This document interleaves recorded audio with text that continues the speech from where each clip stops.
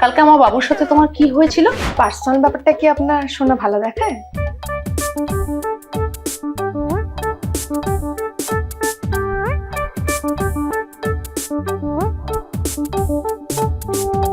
আমাকে জানো না বলে তুই তোর নিজের জানুভঙ্গের জন্য রেডি থাক। বলি বউকে ভয় পাস? তুই পুরুষ তো, এরকম একটা কচি বউ থাকতে তার দিকে তোর তাকাতে ইচ্ছা করে না। তোর ছোট খোকা দাঁড়ায় তো, শালা মাল বানিয়েছে দেখো, 10 বছরের বাচ্চা। তুমি আর কেস এত মুদ্রা রেপিট আর ওপিট। তো এবার কেমন কেস খেলে, ছোলা না ছোলা? রীতিকা রেগে গিয়ে আমাকে থ্রেট করছে রাতে আমার পিন্ডি চটকাবে। ওকে জড়িয়ে ধরে একটা চুমু, ব্যাস তাতেই 7 খুন মাফ। আরে মিনি মুকুট হেমনা, তুই আর আমাকে হাত আর গাল শেখাচ্ছিস? শালা গরুর বাচ্চা, তুই আমার জীবনে অনিষ্ট ডেকে এনেছিস। আর গোপালের কাছে মানসিক করে কিছু হবে না, আপনার ওই নাড়ু গোপালকে বরঞ্চ ডাক্তার দেখান, যা তোর কলাটা ঠিক। আমি এখানে কি করব বলো তো? ছোটবেলার থেকেই আমারটা দুর্বল। রেডির তেল দিয়ে ভালো করে মালিশ করবি। রেডির তেল? একদম বাজে কথা বলবেন না, চুপ, একদম চুপ। রীতিকা তাড়িয়ে দিয়েছে। বলিস কি? আমার কাছে একটা ছেলে আছে, নাম স্যান্ডি, খুব ভালো সার্ভিস দেয়। Look Ritika, everything has a limit. Medical সায়েন্সও তার বাইরে নয়। হ্যাঁ, কিছু মেডিসিন আছে বটে, তবে তাতে খুব একটা লাভ হবে না। শুনতে খারাপ লাগলেও এটাই সত্যি যে সম্রাট তোমাকে কোনোদিনও স্যাটিসফাই করতে পারবে না। এটাই বাস্তব। কি অপরাধ ছিল ভগবান আমার, এরকম একটা লোকের সাথে আমার সম্পর্ক জুড়ে দিয়ে আমার সারা জীবনটা অন্ধকারে ঠেলে দিল। কেন এমন হলো আমার সাথে? এসবের কি খুব দরকার ছিল? ছিল বন্ধু, ছিল। দুধের সাথে ঘোলে মেটানোর একটা কথা আছে। আর দেখ, তুই তো এগুলো ইচ্ছে করে করছিস না, তোর প্রবলেম আছে, রিকোয়ারমেন্টও আছে। এটা তো মানবে যে তোমার লাইফে একটা প্রবলেম হচ্ছে, এটা ছাড়া কিন্তু কোনো রাস্তা নেই। তার জন্য তো এটা করতেই হবে না? ভয় পাচ্ছ কেন? আরে বাবা, এটা তোমার ফার্স্ট টাইম হতে পারে, বাট আমার এরকম অনেকবার হয়েছে। আমাকে কিন্তু তোমার একটা ভালো বন্ধু মনে করতে পারো। তোমার এত ভালো লাগবে যে তোমার হাজবেন্ডও তোমাকে এত ভালো লাগে কোনদিন দেয়। তাহলে খেলা কিন্তু জমে উঠেছে। হ্যাঁ, ঠিকই বলেছিস। চাপ নিস না, পুরো তৈরি করে দিয়ে এসছে।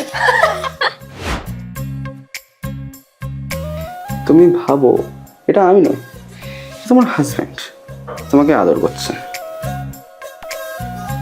বিশ্বাস কর শালিনী, আমি কিছুতেই মন থেকে মেনে নিতে পারছি না এগুলো। শুনতে খারাপ লাগলেও এটাই সত্যি যে সম্রাট তোমাকে কোনোদিনও স্যাটিসফাই করতে পারবে না। এটাই বাস্তব।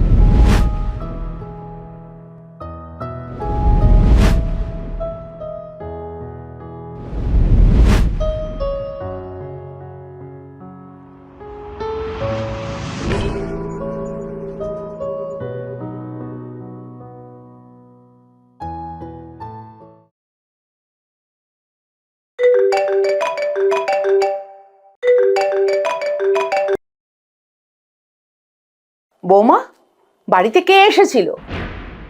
পাশের বাড়ির নমিতাদি আমাকে ফোন করে জানালো। আর আমার আড়ালে তুই বাবুর সাথে এরকম বেইমানি করছো? ছি ছি! আমি ঠাকুরের কাছে প্রার্থনা করব তোমার মতন মেয়ে যাতে কারো ঘরে বউ হয়ে না আসে। আপনার বলা হয়ে গেছে, এবার আমি বলি। প্রথমত, আমাদের ঘরের এসিটা খারাপ হয়ে গেছিল, তার জন্য মেকানিক এসেছিল সারাতে। আর দ্বিতীয়ত, আপনি নয় আমি প্রার্থনা করি আপনার ছেলের মতো কোনো মাল যেন কোনো মেয়ের কপালে না হয়। জীবনটা চালিয়ে দিল।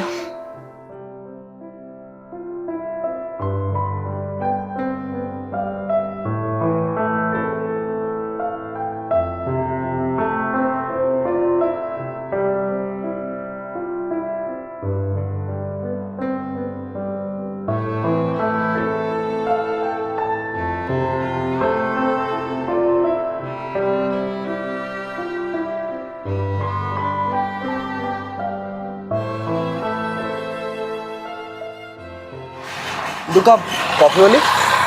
না না, কিছু বলতে হবে না। কি ব্যাপার বলুন তো, বারবার আমার দিকে তাকাচ্ছেন, আবার চোখ নামিয়ে নিচ্ছেন? আমার প্রথম দিনের কথাগুলো মনে পড়ছে। হ্যাঁ, আর আমার ধ্বজভঙ্গ হওয়ারও বাকি ছিল, এই আর কি। আপনি কি একটা বললেন? আচ্ছা, আপনার সমস্যাটা ঠিক কোথায় বলুন তো?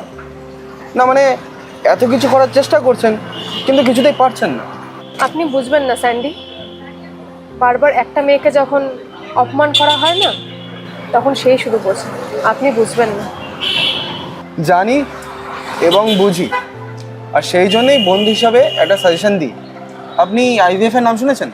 আইভিএফ মানে? আপনি না একটা জাতা, এত মডার্ন মেয়ে, আর আইভিএফ এর নাম জানেন না? আইভিএফ হলো ইন ভিট্রো ফার্টিলাইজেশন, যার মানে বাইরে থেকে কোনো শুক্রাণু কোনো মহিলার ডিম্বাণুর সংস্পর্শে নিয়ে এসে তাকে বাচ্চা উৎপাদন করার জন্য প্রিপেয়ার করে তোলা, এবং এতে কারোর সাথে সেক্স করার প্রয়োজন হয় না। সেটা আমি জানতাম, কিন্তু আমার মাথায় ছিল না। কিন্তু আর কোনো কিন্তু নয়, এবার ব্যবস্থা সব আমি করছি। আপনি জাস্ট আপনার হাজব্যান্ডকে নিয়ে ঠিক সময় চলে আসবেন। আপনি এত কিছু জানলেন কি করে? জানতে হয় ম্যাডাম, জানতে হয়। চলি, তাহলে আমি ফোন করে সমস্ত কিছু ব্যবস্থা করে রাখবো। আপনি ও আপনার হাজব্যান্ড ঠিক সময় মতো পৌঁছে যাবেন তাহলে। ঘরের খোলা জানালার পাশে বসে চোখে জমে থাকা প্রশ্নগুলো ভাসে। সবাই ঘরে আলো জ্বালায়, আমার ঘরে শুধু নীরবতা হাসে। পাড়ার মোড়ে শিশুদের কোলাহল, আমার বুকের ভেতরটা ফাঁকা রাস্তা। মা ডাকটা না শুনতে শুনতে কেটে গেল কত রাত্রি, কত মাসটা। ডাক্তারের চেম্বারের বাইরে দাঁড়িয়ে হাত দুটো কাঁপে, মাথা নিচু। ভগবানের কাছে একলাই প্রার্থনা, একটু আলো দাও আমাকে, দাও একটা শিশু। আমি কি মা হব কোনোদিন? এই প্রশ্নটাই প্রতিদিন মারে। ঈশ্বর তুমি জানো, আকাশ জানে, আমার চোখের জল আজও ঝরে।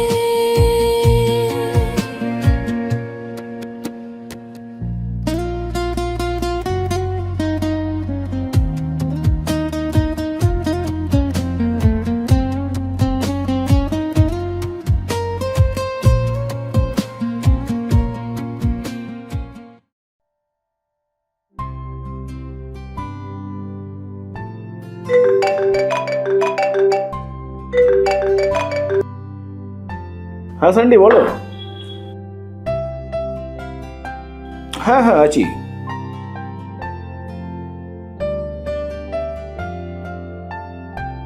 হ্যাঁ সে না দেখে নেবো, কিন্তু তুমি আসছো না?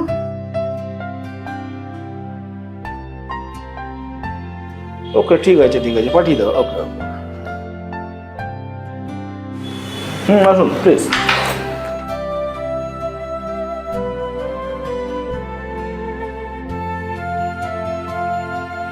বলুন আপনাদের সমস্যাটা কি?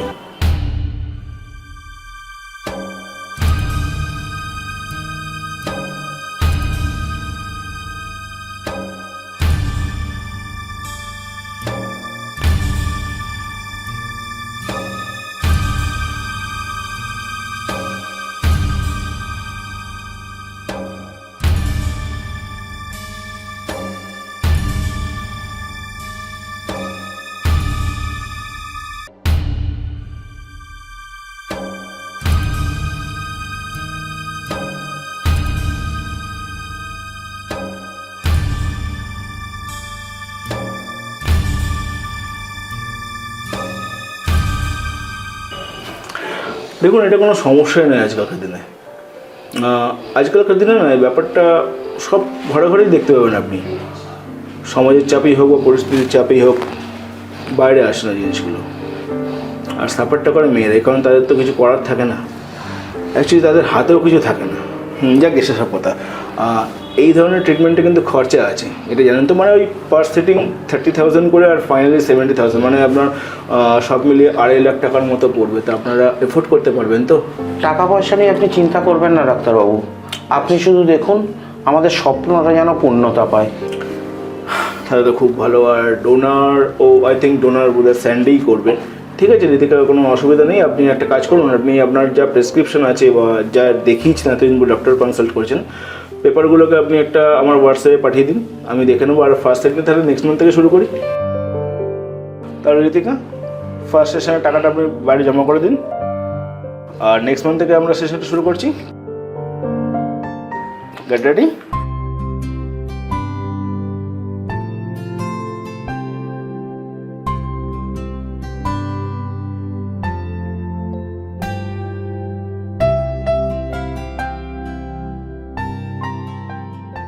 সেই থেকে আজ পর্যন্ত স্বপ্নটাকে বুকে নিয়ে চলেছি, ভবিষ্যৎ প্রজন্মকে নিয়ে আসার আশায়। মন থেকে স্যান্ডিকে ধন্যবাদ দিয়ে ছোট করতে চাইনি, শুধু এটুকুই বলতে পারি, ও না থাকলে আমার এই সুন্দর মুহূর্তগুলো আর ফিরে পেতাম না। জীবনে কিছু মানুষের অবদান যেমন ভোলা যায় না, ঠিক তেমনই আমার জীবনেও স্যান্ডির অবদান কখনো ভোলার না।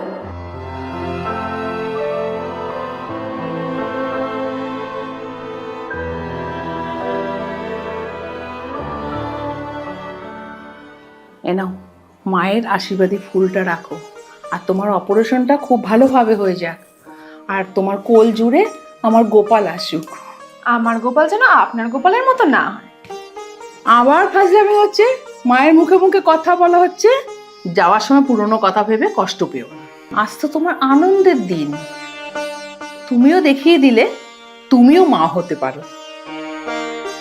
এখন আমি সবাইকে বলবো, আমার বউ বাজা নয়, সেও মা হতে পারে। আমিও সবার বাড়ি গিয়ে মিষ্টি মুখ করাবো, সারাদিন আমার গোপালকে নিয়ে খেলবো, দেখি কে কি বলে।